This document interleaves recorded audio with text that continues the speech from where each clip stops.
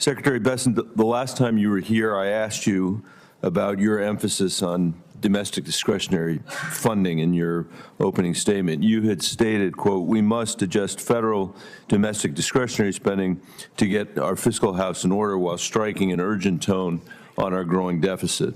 I mentioned to you then that domestic discretionary spending is only 15% of our budget. And I think if you were serious about deficit reduction, you might not push for tax cuts that almost certainly could not be offset by discretionary adjustments alone. And now, of course, we know you can't. Today, we actually have the details of your plan. Take health care from 10 million Americans, 126,000 Coloradans. Cut nutrition assistance for millions of adults. Sunset clean energy investments that are so critical to the American West. Give over 40% of the tax benefits of this bill to the top 5%. And it's not even close to being paid for. Even my colleagues on the Republican side, who for years and years and years have claimed to be the fiscally responsible party, now are admitting that it's not paid for. This bill adds another $2.4 trillion to our national debt. It will push the deficit to GDP ratio up to 7%, which you said when you were here before was unsustainable, far from the 3% target that you described. If you look at your proposals taken together, there is no getting around the fact. There is no getting around the fact that the richest Americans receive an average tax cut of $300,000, which, again, we're not paying for with the discretionary cuts that you advertise. So once again, we will have to borrow money in order to assist the people in this country who least need a tax cut at this moment, while the Americans who have been made miserable by the economy that they're in actually see income reduced because of cuts to Medicaid and cuts to SNAP.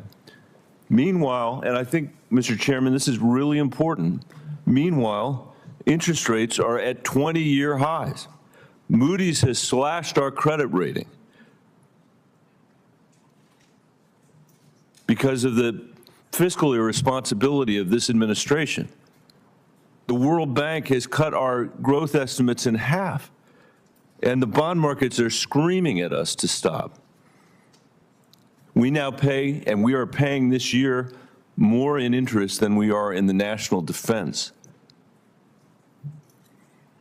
Secretary Besson, how can you square your concern with fiscal health with deficit finance growth for families that need those tax cuts least?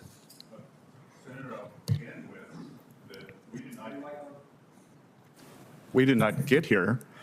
We inherited this fiscal situation that I believe. Well, you inherited from Donald Trump, who was here. You did, Mr. Besson. No, yes, sir. You did, Mr. Besson. No, you inherited from Donald Trump. He's the first president to come back after a 4-year hiatus, after we know exactly what the last tax cuts did, which was blow a massive hole in our deficit and debt. You can't sit here and lie about that. It's true. The data, to coin a phrase, the data shows that that's the result. The math shows that that is the result. No one on this side of the aisle admits anymore that or claims anymore that they didn't blow a huge hole in the deficit. They did. And now you're here saying to the American people, let's double down on that.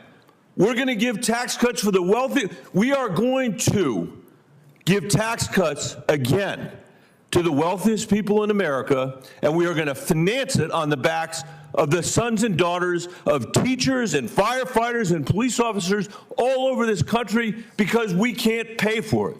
Because the Treasury Secretary discovered somehow that domestic discretionary spending is only 15% of the budget, and therefore you can't balance it there. Well, sir, we had a referendum on November 5th. You certainly did. I agree with policies.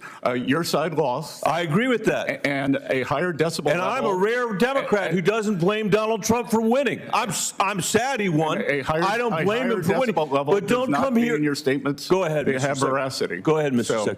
What? Higher decibel level does not give your statements more veracity.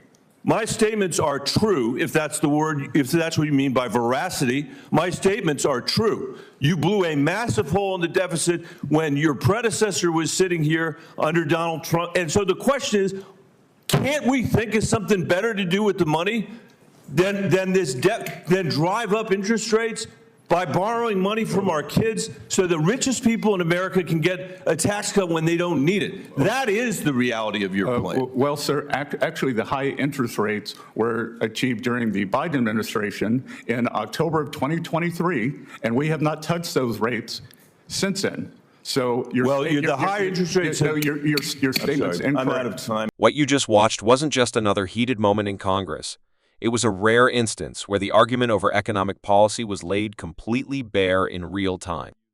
Senator Michael Bennet didn't just raise his voice for dramatic effect, he was reacting to something much bigger, a fundamental disagreement over who the American economy is actually supposed to work for. At the center of this clash is a familiar Republican strategy, cutting taxes, especially for high earners, while promising that the benefits will somehow trickle down to everyone else. But Bennet is pointing out what many economists and, frankly, many Americans have already experienced firsthand: that promise hasn't held up.